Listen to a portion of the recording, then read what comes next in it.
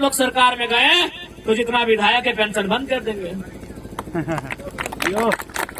खंड के सबसे खूबसूरत जिला गिरिडीह के इस पावन धरती में, चूंकि गिरिडीह के मतलब ही हवा है गिरी मने पहाड़, तो झारखंड की इस खूबसूरत से धरती में जितना भी झारखंडी बंधु सब आये हा, हमार से बड़, हमार उम्र के, हमार से छोट, सभी के एक साथ जोहार रहते। आज लगभग 23 साल झारखंड बनले भय गए। जब 23 साल पहले इस झारखंड के नींव राखल गया लाए, बुनियाद राखल गया लाए, तब हमने के जब पहला राज्यपाल हले उस समय के माननीय प्रभात कुमार, वो एक बात कहले हलाए कि जिन परिस्थितियों में, जिन साधन संसाधन के साथ झारखंड राज्य अलग हुआ है, आने वाले 20 सालों में ये भारत देश का नंबर 1 राज्य बनेगा।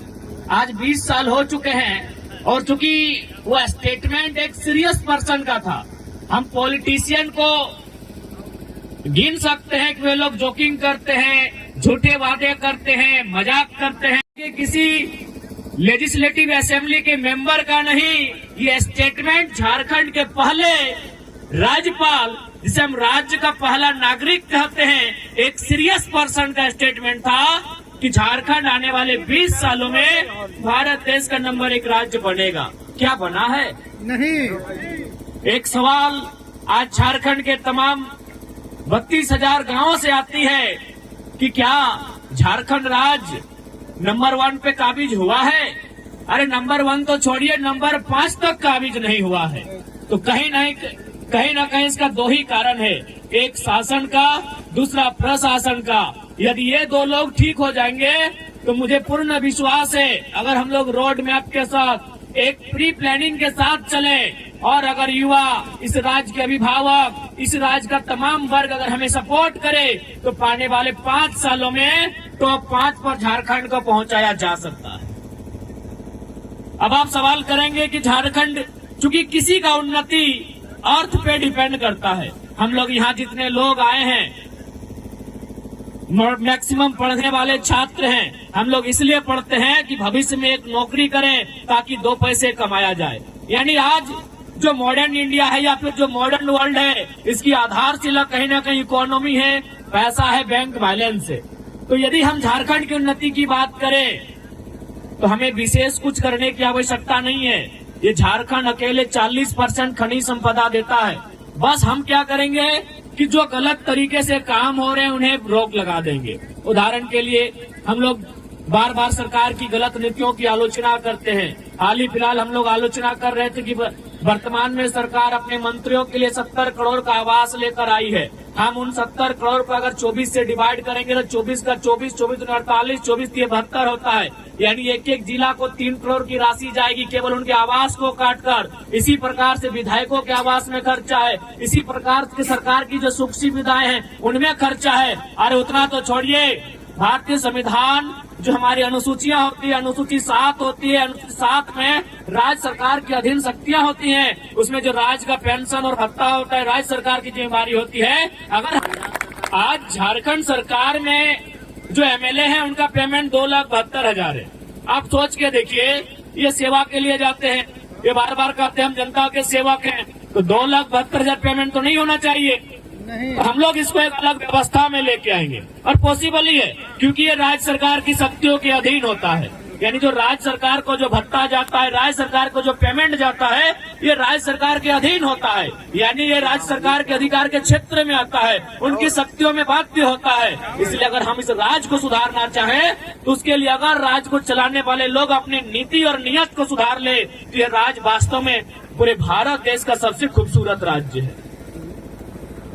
लेकिन आज अगर युवा पीढ़ी इस बात को नहीं समझती है और आज की अगर युवा पीढ़ी अपने राज्य के बारे में नहीं सोचती है तो आने वाला दिन हमारे लिए बहुत भयावह होगा। आज यही गिरिडीह का क्षेत्र, यही कोडरमा, यही हजारीबाग, यही धनबाद, बोकारो के पढ़ने वाले छात्र अपनी पाई जुगाड़ करके, अपने घर की साग सब्जी को उपज करके, अपने बाप दादा की पूर्वजों की जो खेती है उसे गिरवी रख के पाई जुगाड़ करके छात्रावास में जाकर परीक्षा की तैयारियां करते हैं। केवल तैयारी ही नहीं करते हैं, 10 साल तक एक कमरे में बंद कर देते हैं। किन्हीं की आंखों की रोशनी चली जाती है, अरे किन्हीं का तो पेट बढ़ जाता है, किन्हीं के बाल आधे सफेद और आधे झड़ जाते हैं। लेकिन जब रिजल्ट आता है कि एक दिन पहले जिसने तैयारी किया था, जिसको क्वेश्चन पेपर लिख करके परीक्षा शामिल होने का निमंत्रण मिला, वो बंदा सेलेक्ट कर लिया जाता है। लेकिन जो 10 साल छात्रावास में अपनी पाई जुगाड़ करके जमा पूंजी को बर्बाद करता है,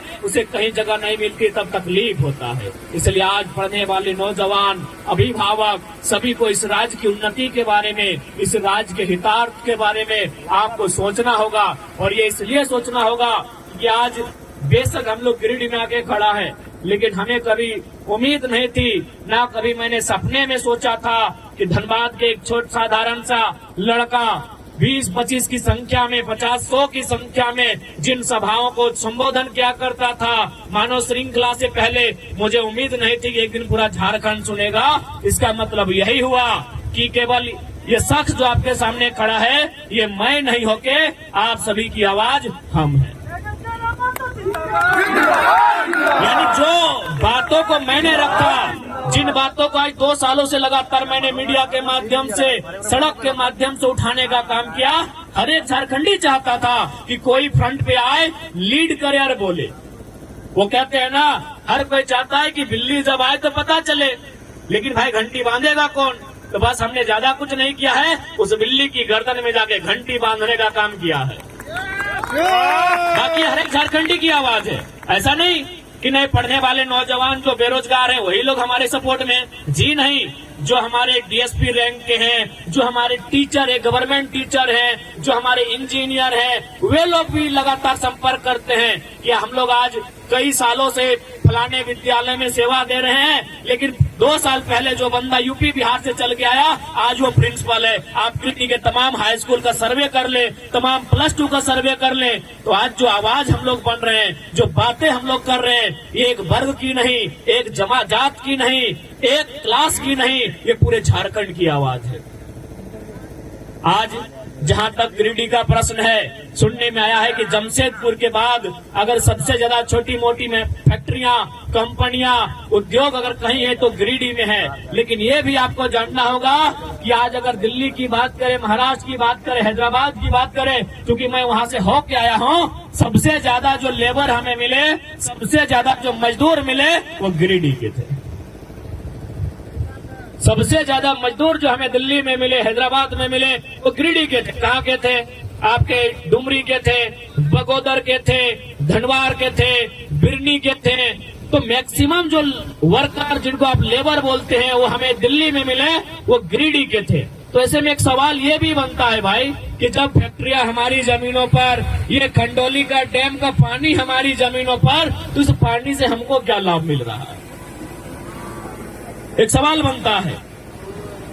तो इसलिए आज इस बात को याद रखिए, क्योंकि भारत एक लोकतांत्रिक देश है और लोकतंत्र का मतलब है एक अच्छे लीडर का चयन करना। इसी भीड़ में हो सके कोई डॉक्टर की जानकारी रखता हो, तो एक बात याद रखिए, अगर एक डॉक्टर गलती करे तो एक आदमी की जान जाती है। एक डॉक्टर यदि गलती करे तो एक आदमी की जान जाती है। एक इंजीनियर अगर गलती करे तो किसी पुल के या किसी योजना के ध्वस्त होने से 30, 40, 50 लोगों की जान जाएगी।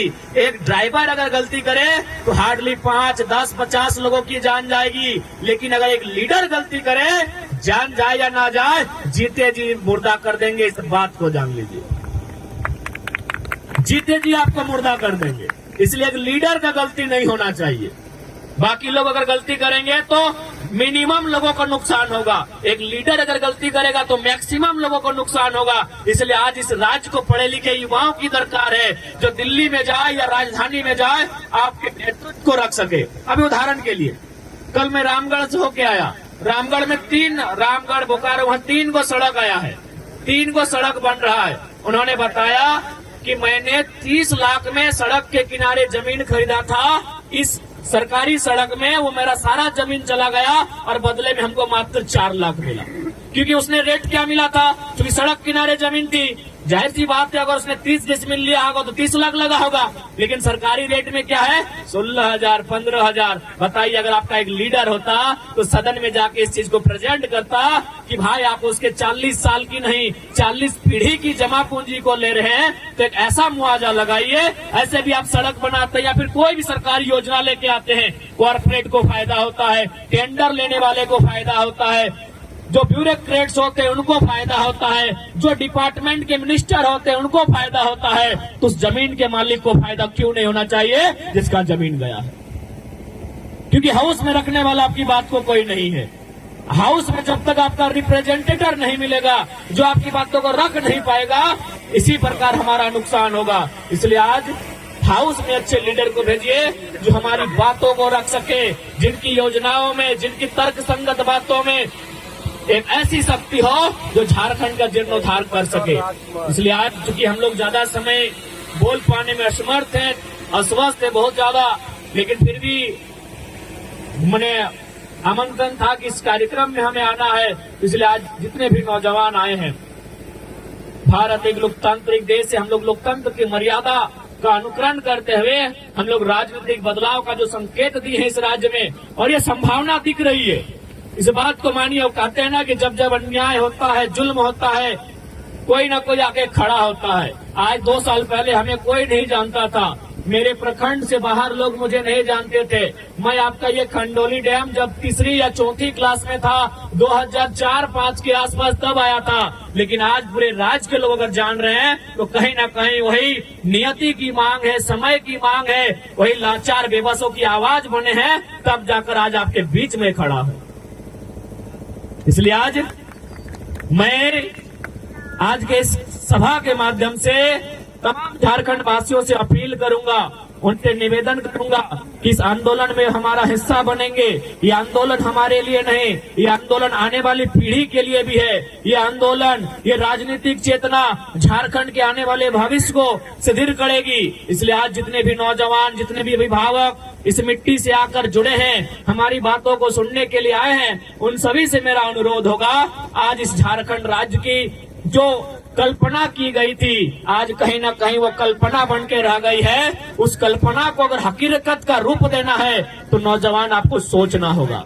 अगर आज आप और हम नहीं सोचते हैं तो इसी प्रकार हमारी बहालियों को अन्य राज्य के लोगों को बेचा जाएगा, हमारे खेत खलिहानों को कहीं डैम के नाम से, कहीं किसी योजना के नाम से, मिल्स फैक्ट्री के नाम से कॉर्पोरेट के हाथों में दे दिया जाएगा। इसलिए आज झारखंड को बचाने के लिए हर एक नौजवान को, हर एक घर से एक बेटे को आगे आके और एक मुहिम चलानी होगी कि हर एक ग्राम एक जयराम, इस नारे के साथ चलना होगा। मैं अकेला कहाँ जाऊंगा? कल ही 5 जगह रोड एक्सीडेंट हुआ था, हमने एक ही लाइन कहा कि 5 जगह हम कैसे पॉसिबल है अटेंड कर पाएंगे। इसलिए हर एक ग्राम में अगर वास्तव में मैंने इस राज्य की नींद उड़ाई है ब्यूरोक्रेट्स की, शासन की, तो आप मेरे जैसा प्रयास कीजिए कि हर एक गाँव से एक नौजवान उभर कर सामने आए। और ये तो हमने किया है, पिछले 2 सालों में किया है कि आज इस राज्य में जो राजनीतिक परिवेश है, जो ब्यूरोक्रेट्स की मानसिकता है, उसे तो बदलने का काम किया है। हाल ही फिलहाल हमारा सामना सीधा बन्ना गुप्ता से हुआ था। वहां के एसपी ने सीधे बन्ना गुप्ता से कहा कि सर आपको जो करना है बाद में कीजिए, लेकिन इस पंगे में आपका सामना टाइगर से है और वो लड़का बड़ा खतरनाक है, सुनने में आया वो पुलिया पार कर रहा है, आपसे रिक्वेस्ट है अपना होर्डिंग बोर्डिंग उठा घर चल जाए, अगर वो यहाँ आएगा तो बवाल होगा। जबकि अनुमान क्या होता है कि एक एसपी आंदोलनकारी पे दबाव बनाता है कि मंत्री जी से पंगा हुआ है। ये मैं अपनी बड़ाई नहीं कह रहा, आप कोल्हान से पूछिएगा। एक एसपी आंदोलनकारी को दबाव देता है, जैसे मान के चलिए रोकीदा को दबाव देगा या फिर हमारे यमुना दा को दबाव देगा, मुखिया जी को दबाव देगा कि मुखिया जी, रोकी जी, आंदोलन मत कीजिए, सामने जो शख्स है वो मंत्री से पंगा हुआ है, आप वापस हो जाइए। लेकिन एसपी उल्टा मंत्री को बोल रहे हैं, मंत्री जी पीछे जाइए, टाइगर जो कोलांचल का है वो कोल्हान कभी भी आ सकता है, पीछे जाइए।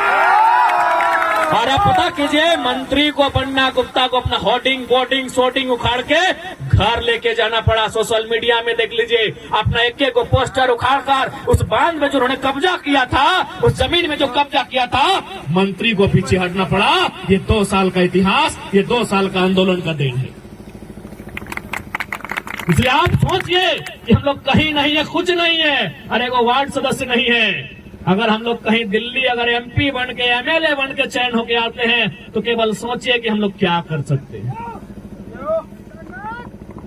आज देखिए, किसी भी, चूंकि हमारा संबंध कोयलांचल से, कोयलांचल के खदानों में जब भी जीएम से हमारा मीटिंग होता है, जीएम एक लाइन बोलता है, यार रिक्वेस्ट लड़का को लेके मत आना। आप देख सकते हैं, ये कोई हम लोग ये नहीं कि आपके सामने कह रहे, वीडियो में लाइव जाके देखिए, सामने हमारे एसडीपीओ बैठे हैं और उसी कड़कती अंदाज में हमने कहा कि डीसी का जमीन गया है, जो डीसी का बेबी नौकरी करती है यहाँ। आज किसमें ये हिम्मत है कि बगल की कुर्सी में 6 इंच के फासले में एसडीपीओ बैठा है और जरा मत कुर्सी को पटक के कह रहा है, दिखाइए डीसी का कितना जमीन गया है, यहाँ डीसी की बीबी नौकरी कितना जमीन इस फैक्ट्री में गया है। तो ये साहस आज 2 सालों में हमने खड़ा किया। जहां लोग दुम दबाकर भागते थे, जहां लोग शासन प्रशासन के नाम से बैकफुट पर जाते थे, आज आंख से आंख मिलाकर सामने आके खड़ा होते हैं। तो सोच के देखिए, जिस दिन ये दहाड़ पहाड़ के ऊपर से नहीं सदन में होगी, आप अनुमान लगा सकते हैं इस राज्य में क्या बदलाव होगा। अब बिल्कुल हम लोग आश्वस्त करते हैं कि अगर हम लोग एमपी के लिए चुने जाते हैं तो हम लोग का स्वभाव यहाँ गिरिडीह के एमपी, कोडरमा के एमपी और हजारीबाग के एमपी के जैसा नहीं होगा। हमारा स्वभाव जमशेदपुर के पूर्व एमपी शहीद सुनील महतो के जैसा होगा। मैं आपको उस शख्स को याद दिलाना चाहूंगा कि झारखंड के इतिहास में एक ही एमपी का मर्डर हुआ है, वो सुनील महतो का हुआ है। जब वे 7 दिन बाद कोयला मंत्री बनने वाले थे, उनका हमेशा टाटा से विस्थापन को लेकर पंगा होता था।